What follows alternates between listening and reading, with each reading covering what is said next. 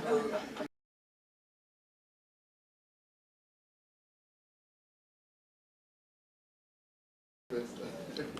you lying?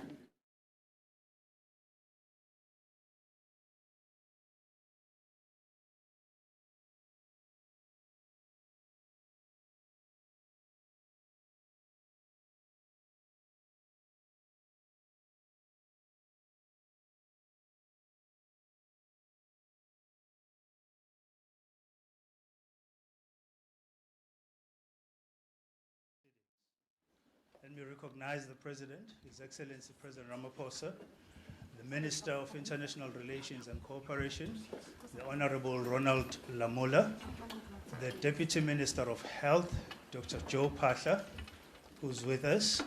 Let me also give a special recognition to Namibia's former First Lady, Madame Monica Geingosch. You're welcome. Let me also recognize the main person who's the main reason we're here, Nobel laureate, Professor Joseph Stiglitz, who's accompanied by his eminent panel that has supported the work that's going to be presented here today. I'll be introducing the panel shortly. The G20 members account for around 85% of global GDP and 75% of international trade. The grouping therefore plays a critical role in influencing policy, global policy making rather, fostering global economic stability. Decisions taken by the G20 have a direct impact on the lives of all members of the global community. Speaking at the launch of South Africa's presidency of the G20 on the 3rd of December last year in this very same precinct we are in here in Cape Town, President Ramaphosa said, and I quote, "South Africa's G20 presidency takes place at a moment in which the world is facing severe challenges. The climate change crisis is worsening. Across the world, billions of people are affected by underdevelopment, inequality, poverty, hunger, and unemployment." The President went on to say, "While the challenges we face are common, their causes and consequences are unevenly distributed across and between countries." He concluded by saying,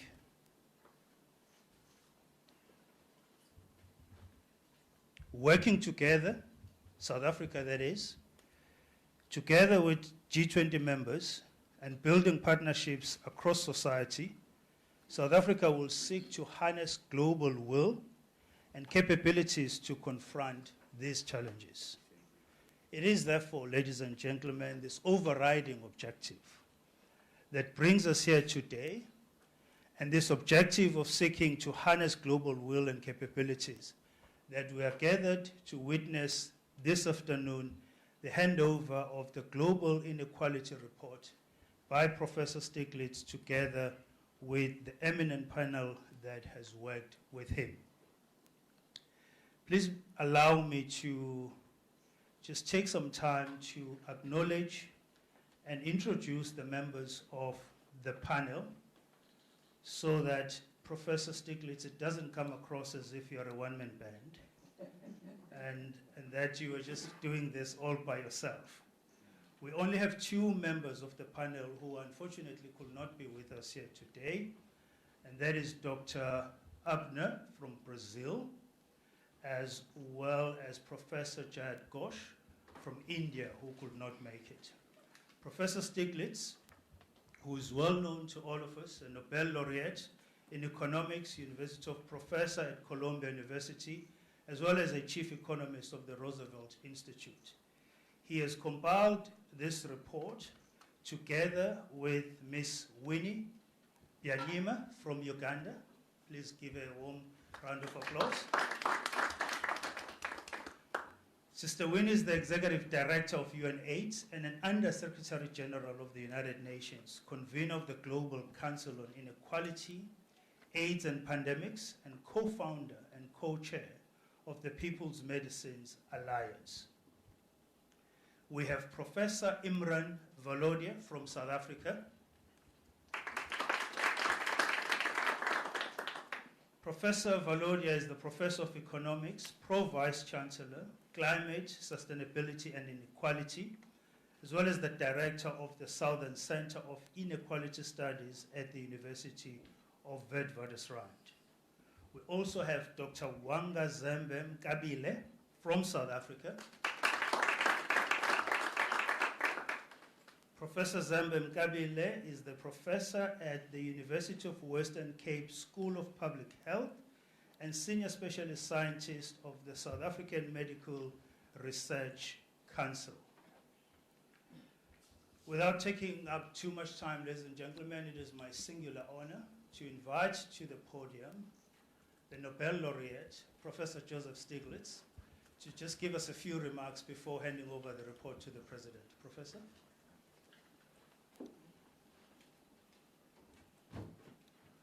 We can clap for the professor. Well, I want to begin by thanking the President for giving us this opportunity. He gave us a very short time, but we grabbed the opportunity. When I say we, the committee, and we were supported. We got a lot of support from Oxfam, and we put together this report in, I would say, record time, but we were able to do it because there has actually been a lot of research on the problem of inequality that we could draw upon. The subject of inequality has become a focal point of study in the last, only in the last 10, 15 years.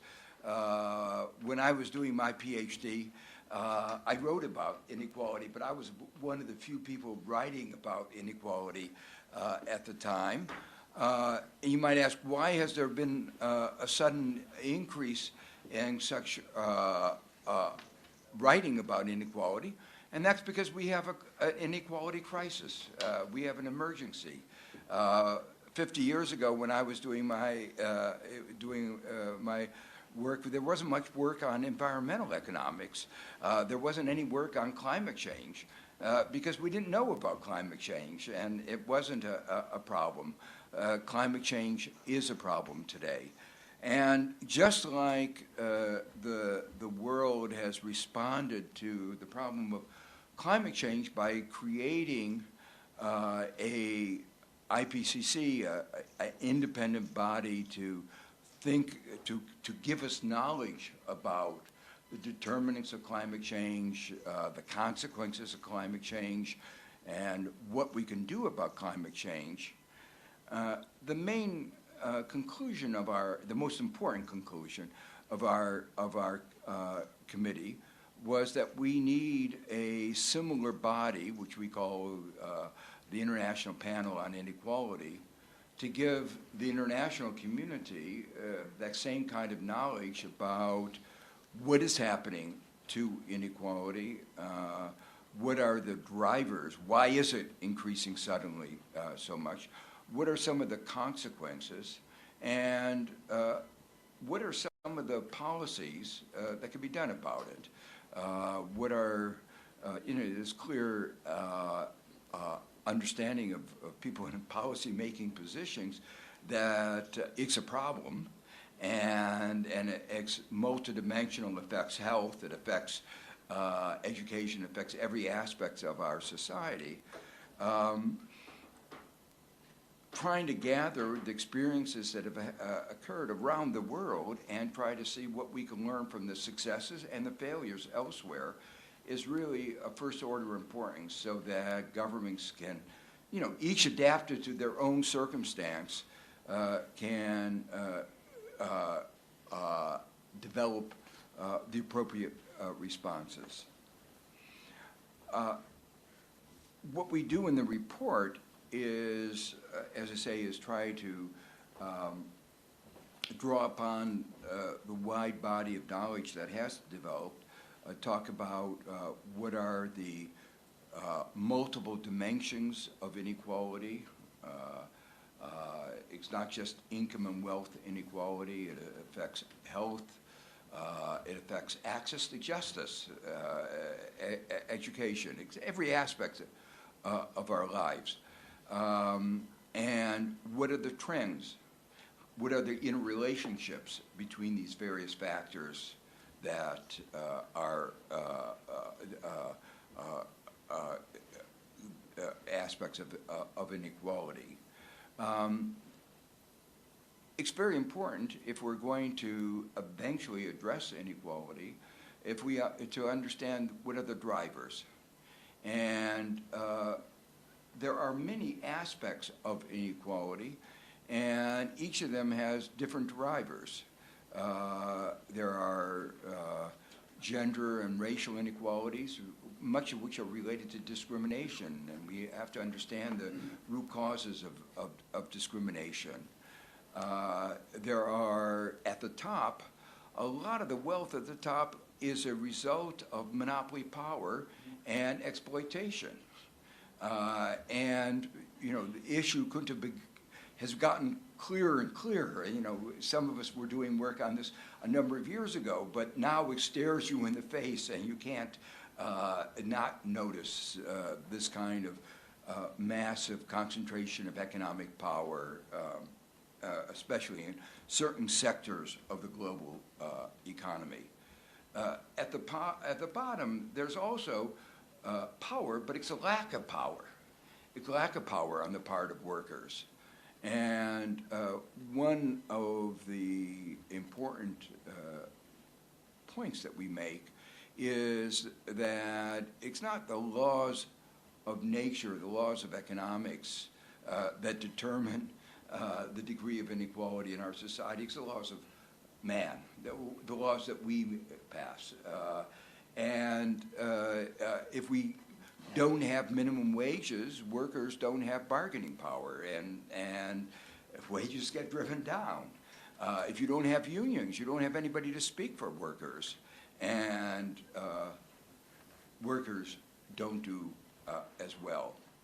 If you don't have good corporate governance laws, some CEOs are able to garner for themselves a disproportionate share of the income coming into corporations. So when you start thinking about inequality, it brings you back to examine absolutely every one of the pieces of legislation that constitute our society, our whole legal framework. And that brings me in a way to why I think it was right that the president put this on the G20 agenda. The G20, as we just heard, constitutes 80% of global GDP, and they are very influential in setting the rules, the international rules of the game. And those international rules of the game affect both inequalities between countries and inequalities within countries. Obvious example we've all been through is we've just been through COVID-19, and the intellectual property rules resulted in what South Africa labeled as vaccine apartheid. That meant people died unnecessarily in the South, and in order to enrich the profits of a few people at the top. It was a moral failure, but it was also an economic failure. The international rules just did not work for the majority of people in the world, and they exacerbated the inequalities. The other committee group I've been on is the Global Committee on Inequality and Pandemics, and it highlights the interaction between inequalities and pandemics, that greater inequalities provide a feeding ground for pandemics, and pandemics lead to greater inequality, and it's this vicious circle that has to be broken into.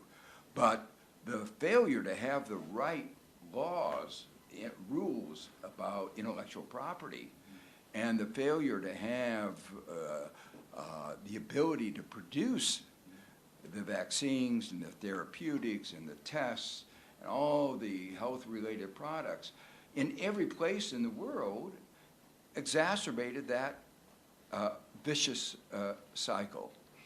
So the G20 should be, as a group concerned about inequality. The rules of the game really do affect inequalities between and within inequalities, and the example I just gave showed how there can be spillovers, economists would call it externalities, going from inequalities in one country to consequences for others. If there's any place in the world where there's a high level of inequality and a pandemic can feed on itself, it'll spread. As I say, pathogens don't carry passports and don't recognize they need visas. They go across borders.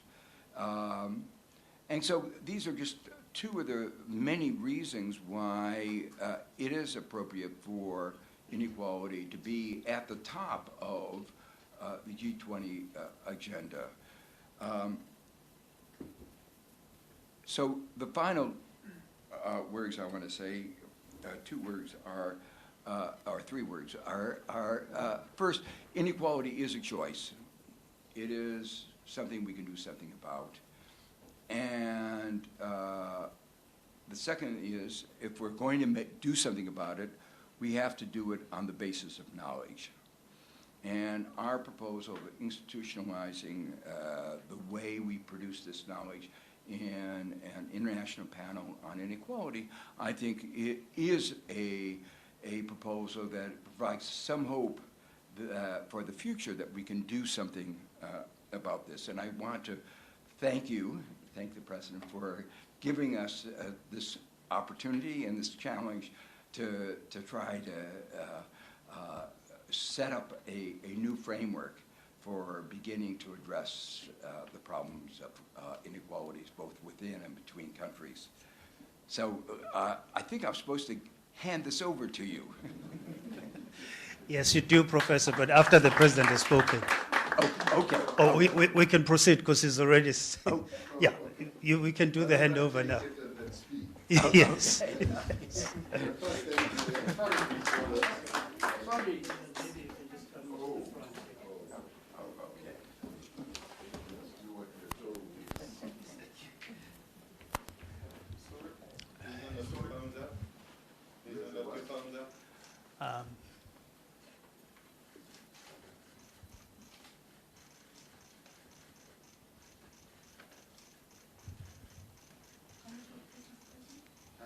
Handshake, please, Mr. President.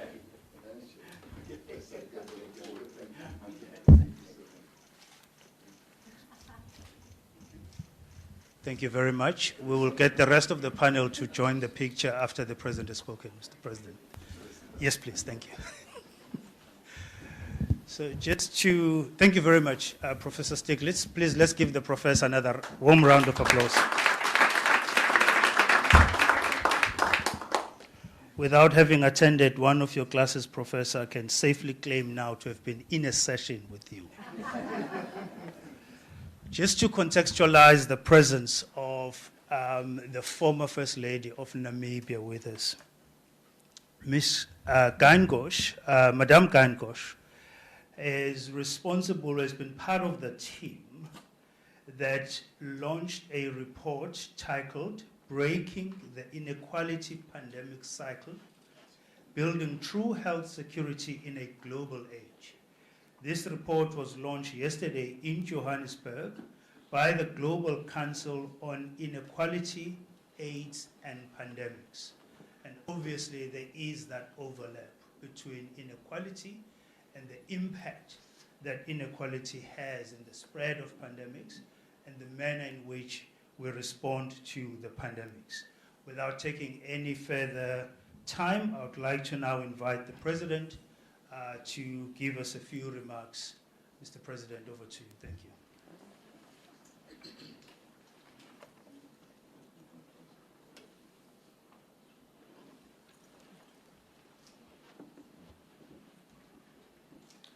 can clap for the president as well.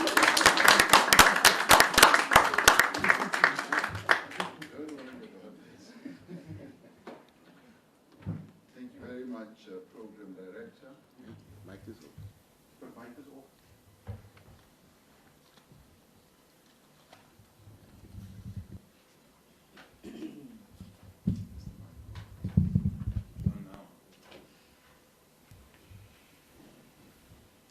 Thank you very much, Vincent.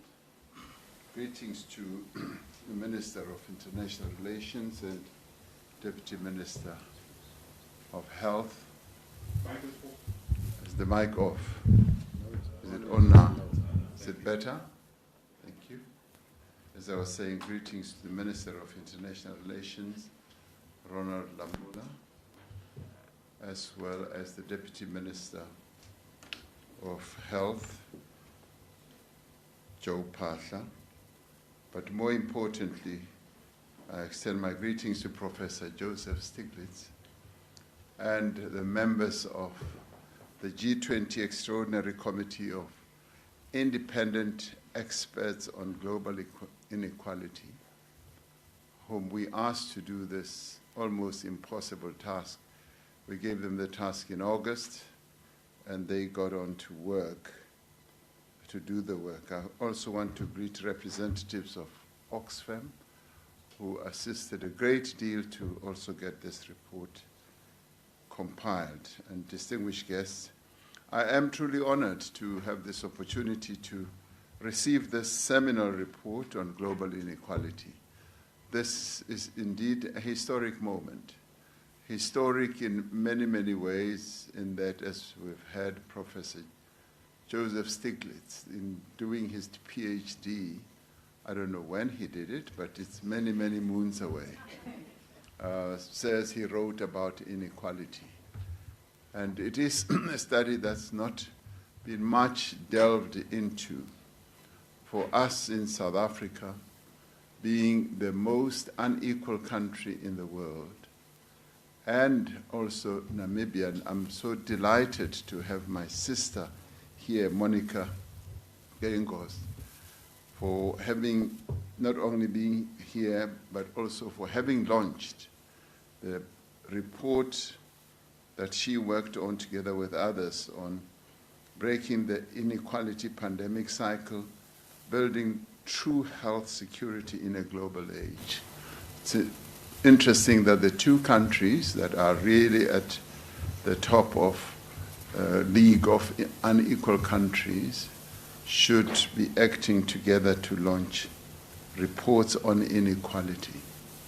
We are truly honored, Professor Stiglitz. I have been using your name wherever I've been, and I kept fearing that I could well be using your name in vain if the report didn't come.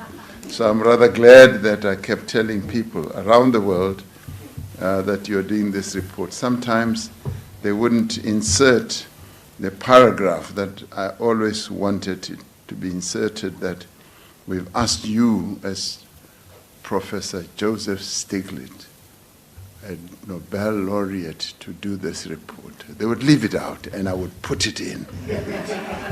Because I thought it is important for one person who's always spoken out about inequality. And this is the first time that a report of this nature, and on a matter so fundamental, so important to global stability and human progress, is presented for consideration by the G20. It's not that South Africa wanted to shock and awe other members of the G20, but we wanted this matter to be addressed because it is important. For inequality does not only reside in South Africa, it's pervasive all over the world. And it so happens that we count it, but we also know the origins of why there is inequality in South Africa. And inequality did not start yesterday. It did not start in 1994.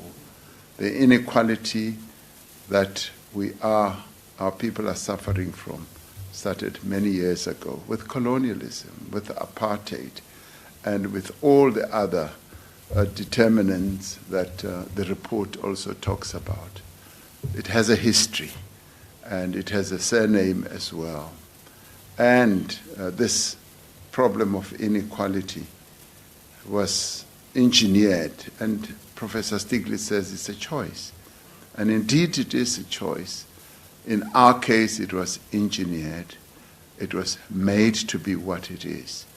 And they single out a number of determinants, such as monopoly, capital, that has really driven the process of inequality as well, lack of knowledge, and many other areas. When I announced the establishment of this extraordinary committee in August 2025, I said then, people across the world know how extreme inequality undermines their dignity and chance for a better future. They also saw the brutal, or see the brutal unfairness of apartheid, or vaccine apartheid, where millions in the global south were denied the vaccines to save them. And it is then that we dubbed the term vaccine apartheid, because we could see apartheid in action in denying people in the global south access to vaccines. I continued to say they see the impacts of rising food and energy prices, of debt, of trade wars, all driving this growing gap between the rich and the rest of the world, undermining progress and economic dynamism.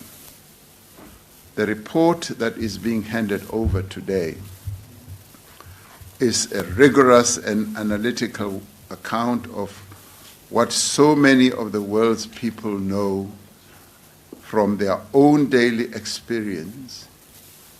This report examines the causes as well as the drivers of inequality. Most importantly, this report lays out prudent as well as practical steps that we can take to reduce it. And as Professor Stiglitz said, it is a choice, and we can therefore choose to do something about it. This report, which is a blueprint for greater equality, supports the goal of South Africa's G20 presidency to put inequality on the international and global agenda.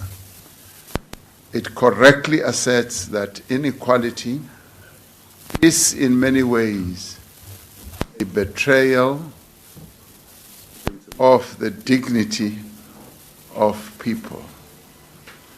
It is an impediment to inclusive growth and a threat to democracy itself. Addressing inequality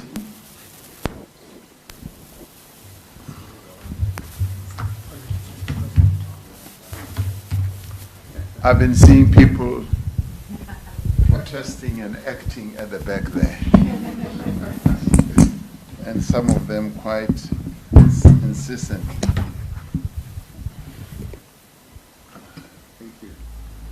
Are you happy now? Now, this report that's been handed over to me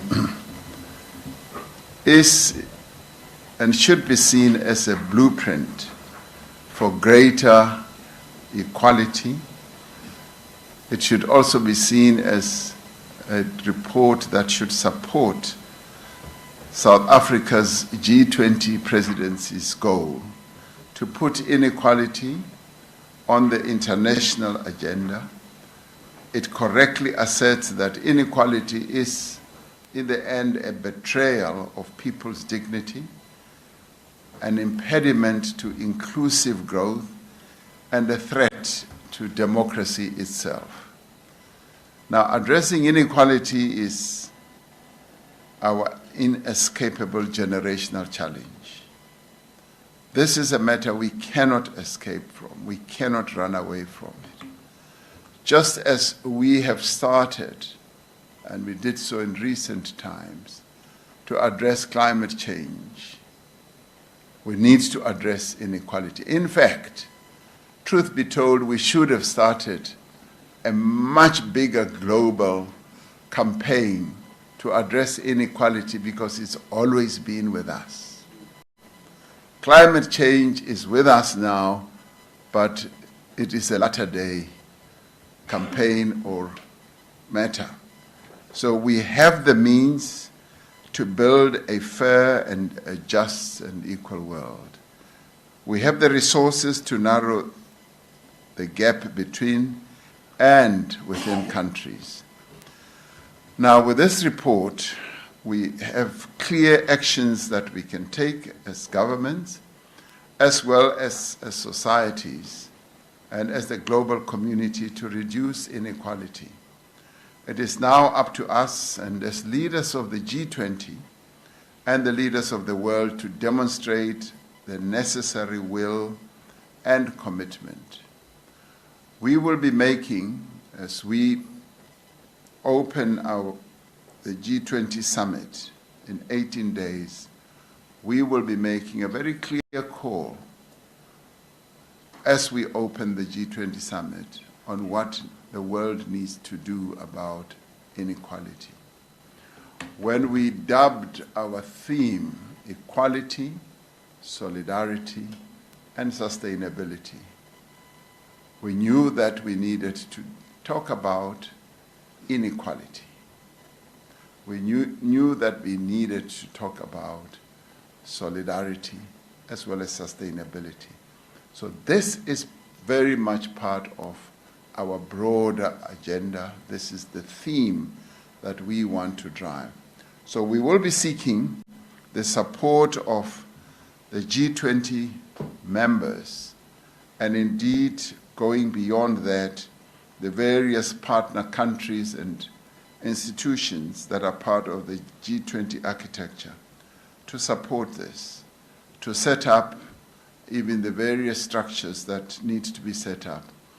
In fact, we want to institutionalize a mechanism that will start addressing inequality, just as the UN institutionalized a mechanism to deal with climate change.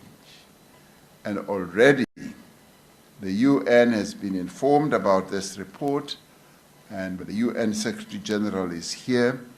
We hope Professor Stiglitz and all of your panelists will be able to hand over this report directly to the UN as well, because we will be calling for an institution to be set up. But more than that, we want inequality now to be a subject that can be dealt with in universities, in various research institutions right around the world, so that we can look at its various aspects and see how best people come up with solutions on how to deal with inequality. In this report already, there are quite a number of suggestions which I believe are doable, suggestions which can lead to beginning the process of reducing inequality. Here in South Africa, we have chosen as one of our key priorities economic growth and job creation. But as part of that, we have also said we want to reduce the cost of living, because the high costs of living drive inequality, as clearly stated in this report as well. So I am really delighted that this report has come at the opportune moment. And Professor Stiglitz, much as we gave you very little time, you have proven to me that as you work with other people, you drive them so hard, just as you have always driven yourself throughout your life. So I congratulate you and your extraordinary committee of such renowned experts for this effort. And I know that you have worked with top-class experts who have now produced this report. I'm grateful also to those individuals as well as organizations that provided the resources and have supported this work. This work, this report is a work of great quality and significance, and it will go down in history as one of the very important reports ever to come out of a group of experts. It provides a solid platform on which to launch a renewed global effort to tackle inequality. And we in South Africa will be using it to good effect. And I believe Namibia will also use it to good effect. South Africa is the most unequal country in the world. And that was done by design, basing everything on either race or class and gender. And that is why we are where we are today as a country. So I look forward to discussing this report at the G20 Leader Summit in Johannesburg later this month. And I do believe that this report should be discussed in various forums right across, not only in South Africa, but also around the world. This remarkable work is not just for the benefit of the leaders of the G20, therefore. It is a book or a report that should be read more broadly. It is for the benefit of the broader international community, for national governments, and for people who want to make the world a better and a fairer and more equal place. And it should also be made popular reading by ordinary people as well, who should also be part of this campaign that we should launch to reduce poverty, inequality, once and for all. It is possible. Thank you very much. Thank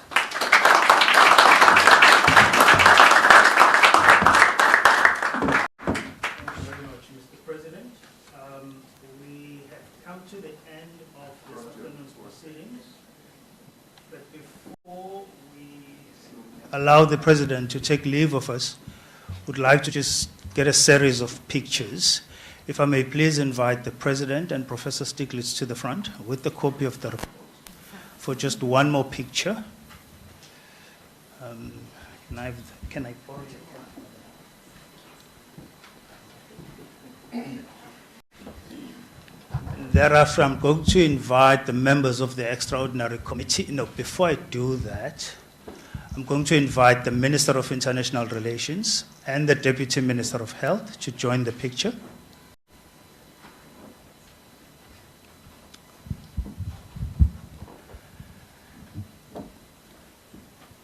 And thereafter, I'm going to invite our two Director Generals who are here.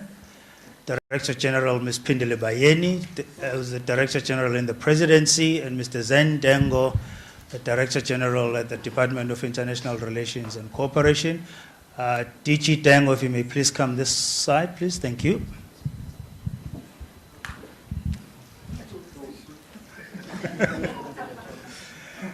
Thank you very much, DGs. If I may ask the DGs to please take their seats, and the Minister and the Deputy Minister, if they may please remain with the President and Professor Stiglitz. Then now I'll invite the members of the panel, the Extraordinary Committee, to come and join the picture, please.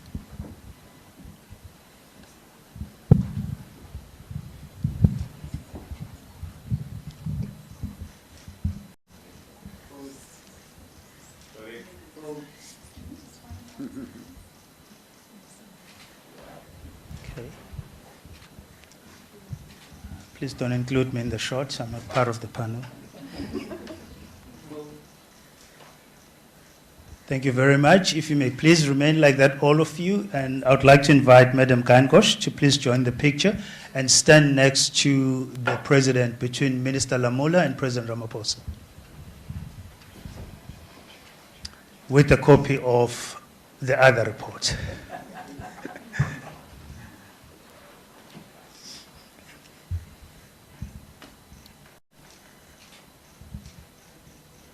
Thank you very much. If I may please ask the President and Professor Stiglitz to remain, and the rest of the panel to please take their seats.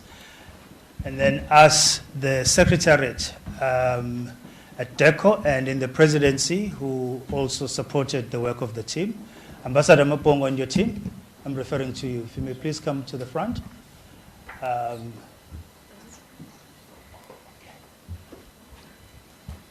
Ambassador Mapongo, Rodi Dix, Soul Master, please come forward.